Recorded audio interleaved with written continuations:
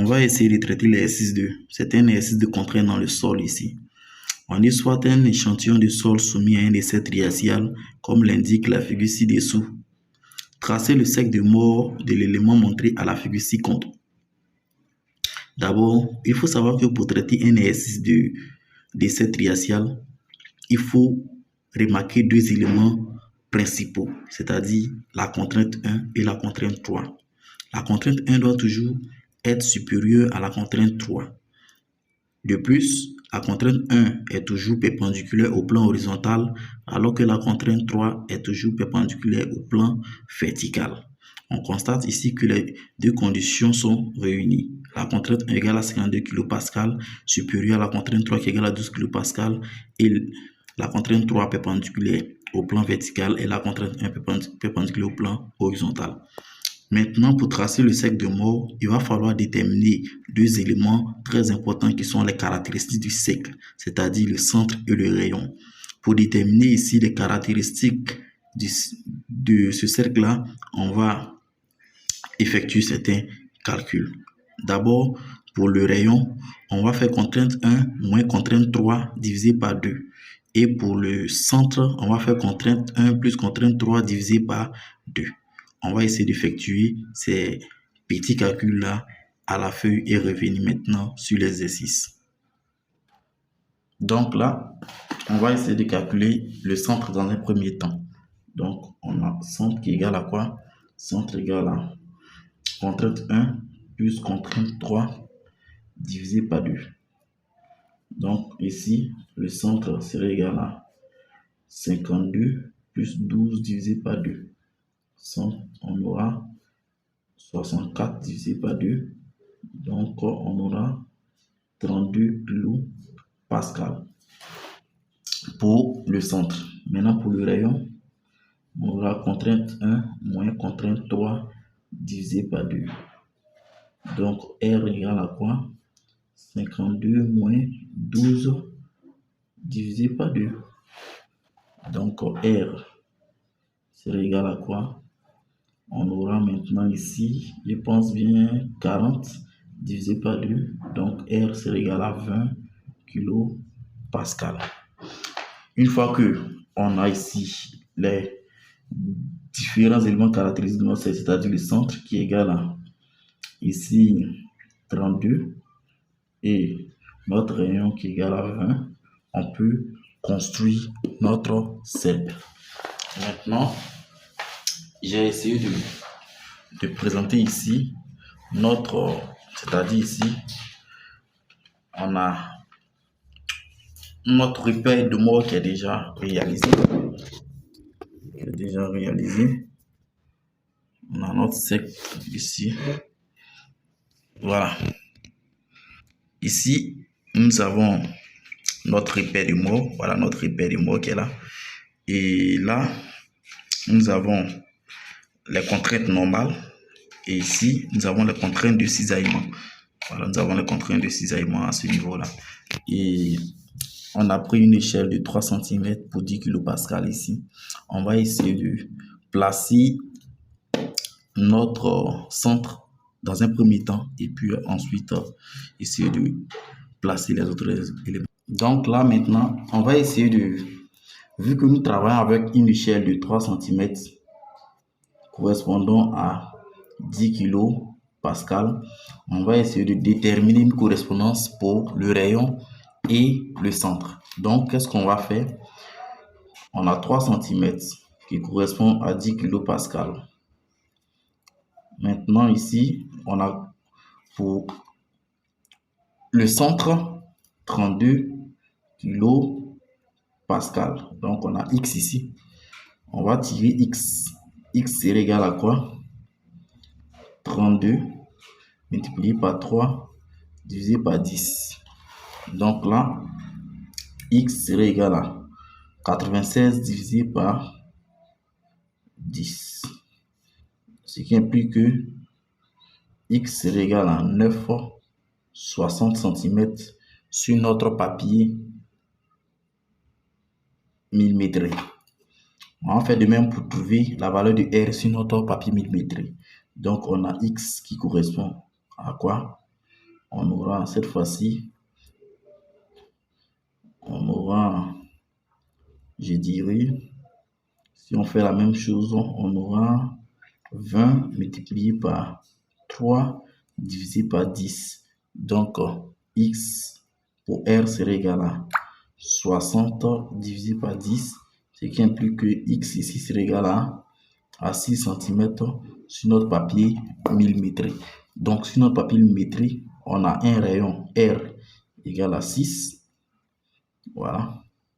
Et notre centre égal à 9,60. Donc, ça veut dire que les coordonnées, on a 6,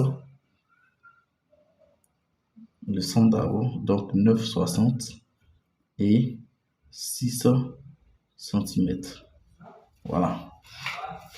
Nous allons maintenant prendre notre repère. Voilà. Ici, on a notre repère de mots. Nous avons sur l'axe des ordonnées les contraintes de cisaillement et sur l'axe des abscisses, nous avons ici les contraintes normales. Nous allons essayer de placer notre centre. 1, 2, 3, 4, 5, 6, 7, 8, 9. Donc, vu que à 9,60, nous avons notre... Donc, à ce niveau-là, nous avons notre centre là. Voilà. On peut le compter. 1, 2, 3, 4, 5, 6, 7, 8, 9, 60. Donc là, nous avons notre centre. Pour notre rayon, nous allons prendre notre règle, comme ça. Et nous allons prendre 6. Voilà pour le rayon. Bon, 6. J'espère que vous voyez comment je fais. Je prends au niveau de la règle. Comme ça. Et je prends 6. Voilà. Ça ne vaut pas. Il faut être très très rigoureux. Voilà. 6. C'est bon. C'est bon.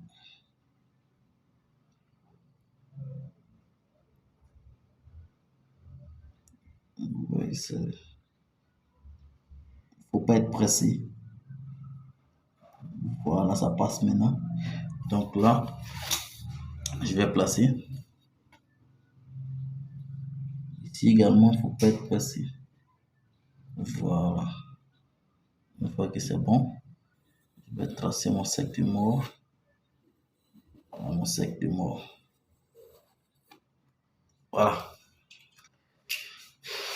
Voici mon cercle de mort. Logiquement, ma contrainte 3 se trouve à ce niveau-là. Et ma contrainte 1 se trouve à ce niveau-là. Vous voyez, donc ça, c'est le cercle de mort qui est là. Au niveau de la deuxième question, on nous demande de déterminer la contrainte normale et la contrainte de cisaillement pour un angle alpha égal à 35 degrés. Ok, comment traiter cette question? Vous allez voir. Là, je vais prendre mon rapporteur. Il va falloir déterminer le pôle. C'est le tout premier élément, déterminer le pôle. Ici, le pôle sera au niveau de la contrainte 3. Je me suis trompé au niveau de la contrainte 3 plutôt. Ici, c'est la contrainte 1.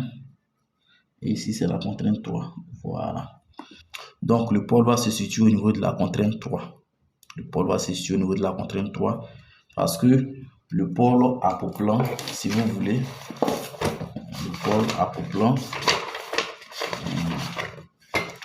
apoplant, elle dit que vertical, contrainte 3, coordonnée 0 et plan horizontal H, contrainte 1, 0. Vous voyez? Donc, on va prendre notre sec, prendre notre rapporteur et placer le rapporteur au niveau de notre contrainte là et chercher un angle de 35 degrés. Un angle de 35 degrés. Un angle de 35 degrés. Donc, là, Mon point à ce niveau-là, 35 degrés. On a 30, 40 dans le milieu, c'est 35 degrés. Une fois que c'est bon, je vais mettre, voilà, comme ça. Vous voyez là, là, voilà. Là, je vais tracer. Voilà. Donc, l'angle qui est là, logiquement, ça fait 35 degrés. Maintenant, pour déterminer notre contrainte de cisaillement et notre contrainte normale ici, je vais projeter ce point-là sur l'axe des ordonnées. Donc, je prends là. Ok. Je peux compter. 1, 2, 3. Donc, je prends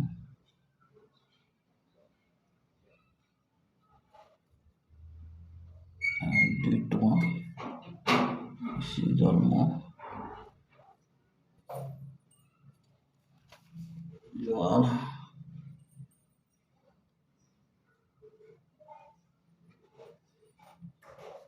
J'espère que vous voyez. Voilà, c'est bon.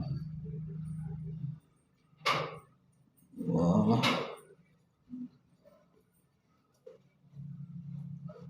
Donc là, on va l'appeler taux A. C'est bon. Et puis là, on va projeter ça également sur l'axe des abscisses, c'est-à-dire pour avoir la contrainte normale également. Donc ici, ça fait contrainte A. C'est bon. On va déterminer la valeur de taux A et de contrainte A. Car c'est ce qu'ils ont essayé de demander. On demande de déterminer la contrainte normale et la contrainte de cisaillement pour un angle alpha égale 35 degrés. Donc la contrainte normale, c'est la contrainte A qui est sur l'axe des abscisses, et la contrainte cisaillement, la contrainte de cisaillement ici, c'est la contrainte qui est sur l'axe des ordonnées taux A. Donc je vais relever ces deux valeurs là. J'ouvre mon cahier pour qu'on puisse effectuer les calculs ensemble. Je prends là une nouvelle page. Et ce qu'on va faire, vu que nous avons une échelle, on va utiliser l'échelle pour déterminer cette valeur-là. Donc, qu'est-ce qu'on va faire? Au niveau de taux A, ici, on a 10. Donc, je compte 1, 2, 3, 4, 5, 6. Donc, on a combien? 6. Ça ne vaut pas. 1, 2, 3, 4, 5. 5,60. Voilà. 5,60. Donc, pour avoir la valeur, je vais faire quoi?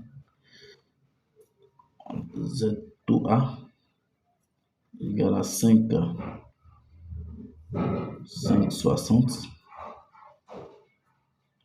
multiplié par 3. Voilà. Bon, pour que tout le monde puisse comprendre, je vais plutôt faire un autre calcul. X correspond ici. X, c'est quoi? Je fais 3 cm. Correspond à 10 kPa. Voilà. Et maintenant ici, j'ai 5,60 cm qui correspond à combien de kilopascal? Donc X est ici. X c'est égal à quoi? Ça me fait 5,60 multiplié par 10 divisé par 3. Donc là, X égale à ici, ça me fait 5,60 fois 10. Ça me fait combien? 56 divisé par 3. C'est bon? Donc là, 56 divisé par 3. On va essayer de calculer ça rapidement. 56 divisé par 3. Donc, j'ai 18,66. C'est bon? 18, x égale à 18,66 kilopascal. Donc, taux A égale à 18,66 kilopascal. Ensuite, on va calculer contrainte A également. Donc là, on a aussi 3 cm pour 10 kilopascal. On a 3 cm pour 10 kilopascal. Donc, on va voir combien on a. Donc, on compte 1, 2, 3. Donc, à 30, je suis déjà 9. Vu que c'est 3 cm, donc 9, 10, 11, 11,80. Donc, ça me fait 11,80 cm pour x. Donc, x égale 11,80 multiplié par 10 divisé par 3. Donc, x égale à quoi? X égale à 11,80 multiplié par 10 divisé par 3. Donc 39,33 kilopascal. Donc ici, on a déterminé la contrainte de cisaillement ZA qui est égale à 18,66 kilopascal et la contrainte normale au point A qui fait 39,33 kilopascal. Maintenant, la dernière question, on nous demande de déterminer la contrainte de cisaillement maximale taux masse. Donc, pour déterminer taux masse, là c'est simple, vous prenez votre règle et vous prenez, généralement c'est le rayon, donc vous prenez là et vous lisez. Et comme le rayon faisait 20, vous voyez que ça tombe directement sur les 20. Si vous avez bien tracé, vous allez voir que généralement c'est le rayon. Donc taux masse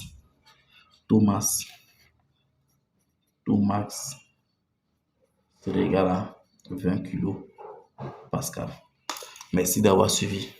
Si vous avez des difficultés au niveau des contraintes, vous pouvez me signaler pour que je puisse faire d'autres vidéos. Vous pouvez poster votre exercice en commentaire pour qu'on puisse essayer ensemble de le traiter. Merci et bonne soirée.